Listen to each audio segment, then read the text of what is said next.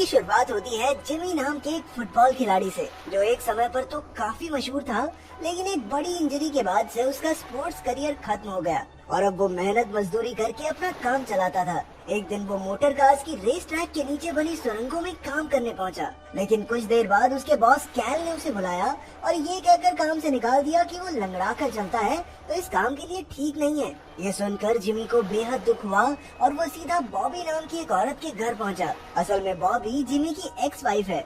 एक समय था वो एक दूसरे से बहुत प्यार करते थे, लेकिन फिर उनका तलाक हो गया और अब बॉबी ने मूडी नाम के एक अमीर आदमी से शादी कर ली थी। जिमी उसके यहाँ से अपनी बेटी सेडी को लेने आया था ताकि उसे एक ब्यूटी कॉन्टेस्ट की तैयारी पर ले जा सके।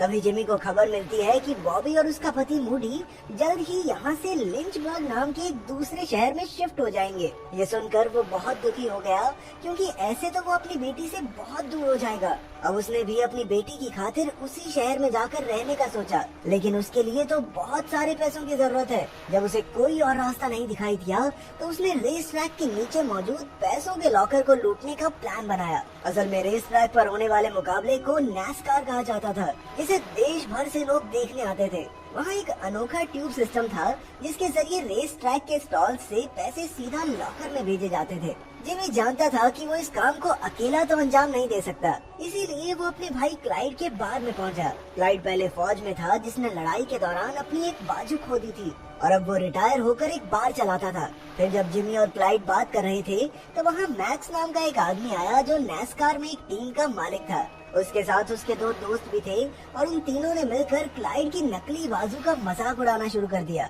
ये देखकर जिमी गुस्से से भर गया और तुरंत उन्हें बुरी तरह पीटने लगा। तभी क्लाइड ने एक शराब की बोतल उठाई और बाहर जाकर मैक्स की गाड़ी में आग लगा दी। ये देखकर मैक्स और उसके दोस्त तुरंत भागकर बाहर आए और इस घटना की वीडियो बनाने लगे, लेकिन जिमी ने तभी उनका फोन छीनकर आग में फेंक दिया। इसके बाद वो पीछे मुड़ा और अपने भाई क्लाइड से कहा, कॉलीफ्लावर। कॉलीफ्लावर असल में खुफिया शब्द था जिससे जिमी एक ही सेकंड में क्लाइड को ये समझाना चाहता था कि वो कुछ ऐसा करने की फिराक में है जिसमें उसे क्लाइड की मदद चाहिए। जवानी के दिनों में भी वो इसी कोड की मदद से छोटी मोटी चोरियां किया करते थे। फिर अगली सुबह क्लाइड ने जिमी से पूछा कि आखिर क्या माजरा है। तब जिमी ने उसे बताया कि वो नैस्कार रेस ट्रैक के नीचे मौजूद लॉकर से करोड़ों डॉलर चुराकर मालामाल होने का प्लान बना रहा है, लेकिन करोड़ों डॉलर चुराना इतना आसान थोड़ी हो सकता है। इसलिए इस काम को अंजाम देने के लिए उन्हें एक टीम की जरूरत थी। सबसे पहले उन्होंने अपनी बहन मेली को अपने साथ शामिल किया और फिर जिमी ने उन्हें इस मिशन के 10 रूल समझाए, लेकिन इन तीनों में से कोई भी लॉकर तोड़ना नहीं जानता था। इसलिए उन्होंने जो बैंग नाम के एक आदमी की मदद लेने का फैसला किया। जो बैंग एक ऐसा चोर था जो सैकड़ों बार बेहद सफाई से कई लॉकर्स खाली कर चुका था। खैर अब वो जेल में था, लेकिन जल्द ही उसकी सजा खत्म होने वाली थी। इसके बाद जिमी और क्लाइड ने उससे मिलकर उसे अपना प्लान समझाया। जिमी ने कहा कि वो खुद जेल में होने के कारण उनकी ज्यादा मदद नहीं कर पाएगा, लेकिन उसके दो भाई फिश और सैम उनकी पूरी मदद कर सकते हैं। आखिरकार जिमी ने उन्हें भी शामिल कर लिया और प्लान बनाया कि वो लोग मिलकर जो को सिर्फ चोरी के लिए बाहर निकालेंगे और फिर किसी के भी पता चलने से पहले उसे वापस जेल पहुंचा देंगे। अब उसे जेल से निकालने के लिए क्लाइड ने जानबूझकर एक स्टोर में गाड़ी घुसा दी और सजा के तौर पर उसी जेल में जा पहुंचा। अब प्लान के मुताबिक उन्हें जो और क्लाइड को जेल से निकालना होगा और बाद में बड़ी सफाई से वापस भी पहुंचाना होगा। फिर सैम और फिश ने लॉकर में काम कर रही एक औरत को चकमा देकर रेस ट्रैक की ट्यूब सिस्टम में रंग बिरंगे कॉकरोच डाल दिए ताकि उन्हें पता चल सके कि कौन सी ट्यूब पैसों तक जाती है। उधर जब जिमी चोरी के लिए कुछ सामान इकट्ठा कर रहा था तो उसकी मुलाकात सिल्विया नाम की एक लड़की से हुई जो स्कूल टाइम में उसके साथ पढ़ती थी। जिमी के चेहरे पर चोट का निशान देखकर सिल्विया ने उसे टेटनस का इंजेक्शन लिया।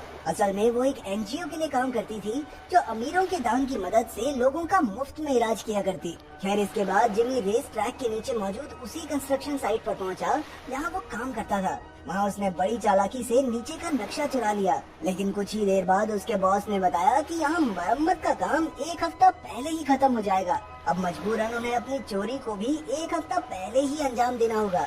आखिरकार चोरी का दिन भी आ गया और प्लान के मुताबिक जेल में जो ने बीमार होने का नाटक किया, जिससे उसे क्लिनिक में भेज दिया गया। वहाँ जब उसे हल्का होने जाना था तो क्लाइड वहाँ आकर उसकी मदद करने के बहाने उसे ले गया।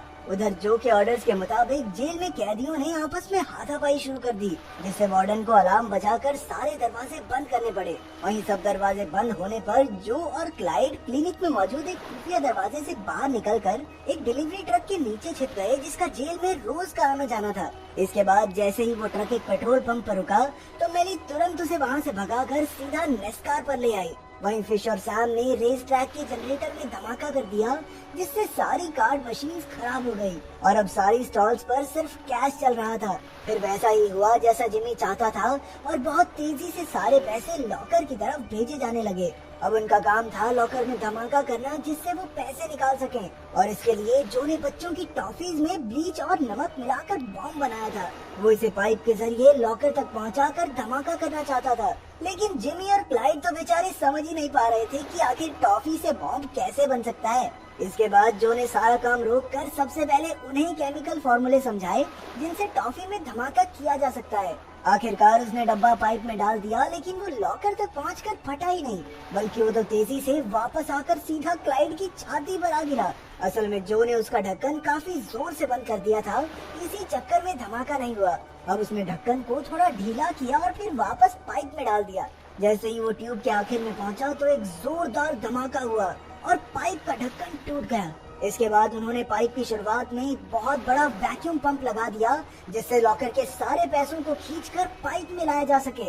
धीरे धीरे उन्होंने सारे पैसे खींचकर लिफाफों में भरने शुरू कर दिए, लेकिन तभी धमाके से जो धुआं हुआ था वो उड़कर पाइप से वापस स्टॉल्स में जाने लगा।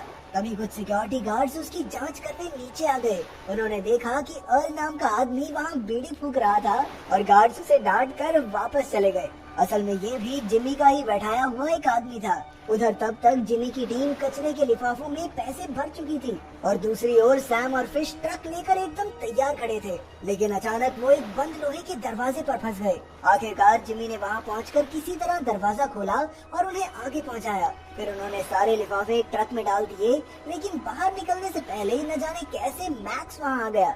मैक्स नेस्कार में एक टीम का मालिक था और वो क्लाइड को देखते ही पहचान गया, लेकिन क्लाइड ने एक बार फिर उसकी जमकर धुलाई कर दी और सब वहाँ से भाग निकले।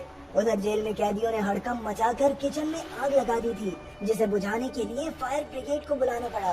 तभी क्लाइड और जो भी फायर फाइटर्स के भेष में चुपके से जेल में वापस घुस गए और किसी के भी देखने से पहले अपनी जगह पर जा पहुंचे। इसके बाद रात को जिमी की बेटी सेडी का ब्यूटी कॉन्टेस्ट था, जिसमें वो रियाना का एक गाना गाने वाली थी। जैसे ही वो स्टेज पर पहुंची, उसने चारों ओर नजर दौड़ाकर अपने पिता को ढूंढा, लेकिन जिमी वहाँ मौजूद नहीं था। अगले ही सेकंड उसने सही समय पर एंट्री मारकर अपनी बेटी को खुश कर दिया। वो इतनी खुश थी कि उसने गाना बदलकर अपने पिता का मनपसंद गाना गाया। आखिरकार सब उसके दीवाने हो गए और वो कॉन्टेस्ट भी जीत गई। फिर शो के बाद जिमी चोरी वाला ट्रक लेकर एक पेट्रोल पंप पर पहुंचा और फिर उसने पुलिस को फोन करके खुद ही चोरी की खबर कर दी। इसके बाद चोरी का पैसा एक बार फिर रेस ट्रैक के लॉकर में पहुंच गया। अब अगर पैसा वापस देना था तो चोरी क्यों की? अब FBI इस पूरे मामले की जांच करने पहुंची, लेकिन उनके हाथ कोई सबूत नहीं लगा, क्योंकि रेस ट्रैक का ज्यादातर पैसा वापस आ गया था। इसलिए उन्हें अपनी छानबीन बंद करनी पड़ी। लेकिन सारा नाम की FBI एजेंट को मैक्स ने बताया कि उसने उस दिन क्लाइड को रेस ट्रैक के नीचे देखा था, लेकिन सारा के पास क्लाइड, जिमी और जो के खिलाफ कोई सबूत नहीं था। तो क्या जिमी ने सारा पैसा वापस कर दिया था? असल में ये सब पहले ही जिमी के प्लान में शामिल था। असल में जो ट्रक पुलिस को मिला उसमें चोरी का बहुत मामूली सा हिस्सा था। जब जो और उसके भाई लोहे के दरवाजे पर फंसे हुए थे, तो पीछे से जिमी और क्लाइड ने अलग से ढेरों लिफाफे पहले ही कचरे के डब्बों में डाल दिए थे। वो लोहे का दरवाजा भी जिमी ने ही मैग्नेट से बंद किया था। जैसे ही वो वहाँ पहुँचा तो उसने मैग्नेट हटाकर आसानी से दरवाजा खोल दिया और उन्हें जाने दिया। उधर मेली ने भी वहाँ आकर काफी लिफाफे निकाल लिए थे। इसके बाद उन्होंने सारे लिफाफों में ट्रैकर्स डाल दिए ताकि वो बाद में उन्हें ढूंढ सकें।